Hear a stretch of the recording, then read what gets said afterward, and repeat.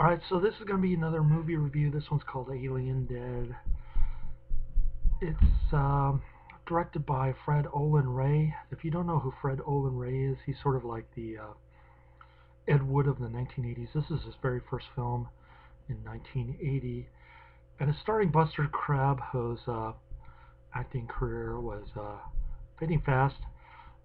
So an analogy to this movie, I guess, would be Plan 9 from Outer Space when you see pictures of dead um, Bela Lugosi in the film.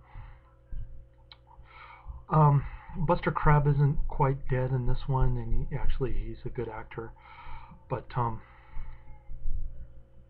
he died 3 years later, and I think he only did a couple of other gigs after this. I wonder if he ever knew that somebody like me, a fan of his, would be watching his 1980 movie after he did the golden age of serials, the Flash Gordon serials in the mid 30s to early 40s, and those serials are great. I loved the Flash Gordon when I was a kid. I'm a big fan of Buster Crabbe, and so there, a guy who does films in the does golden age of serials, Flash Gordon, Buck Rogers, and the like in the 30s, and then he comes back and does a zombie film in 1980. That's pretty remarkable accomplishment, and that's why I love this movie. Now, getting back to the movie Alien Dead, it gets a 2.2 rating on IMDb, and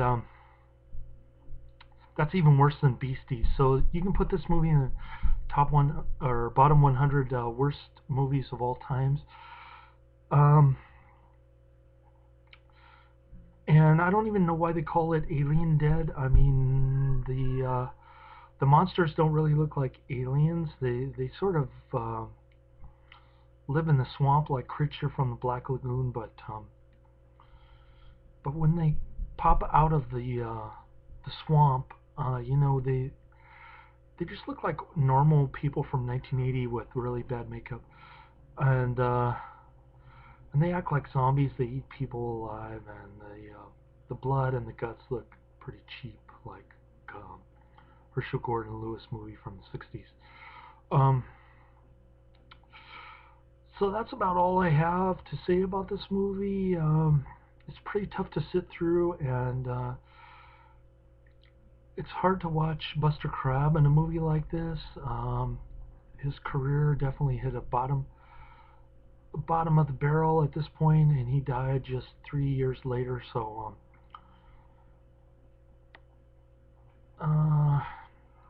if he were still alive today, I'd say this is definitely a great movie because you're in it, Buster Crabbe, and I'm sorry that your career had to end this way, but yeah, if you were still alive, I'd give you a high five for this movie, and I'd say you got in to acting any way you could, sort of like John Carradine or Bela Lugosi during their waiting years. So great movie, check it out. Gonna watch the special features on this one. I'm not sure who distributes this movie, but when I listen to it on the headphones, it's hell loud, breaking my eardrums. I was watching it at College of San Mateo on Saturday, and there was a reggae band playing there, and I couldn't even hear the reggae band with the headphones on. So just a word of warning: if you're gonna wear headphones while you're watching the DVD, don't crank them up too loud because this DVD is quite loud. So there you go. That's about it. Have a good night. And before I go, I did want to mention another crappy movie director from the 80s. Kind of remind me of Fred Olen Ray. His name is Don Dohler. I love all of Don Dohler's movie. He's from Baltimore, like John Waters, but he's even more low budget than John Waters. The other honorable mention movie that Fred Olen Ray did that I saw was Beverly Hills Vamp, and like this movie, they used a washed-up actor by the name of Robert Quarry who did Count Yorga in the early 70s. So Fred Olen Ray is sort of like Ed Wood. He must hang around a lot in Hollywood and find these washed-up actors who offer them movie roles, which is cool. I mean, it's cool to see them in their 80s or whatever age they are. All right, I got a phone call coming in, so later.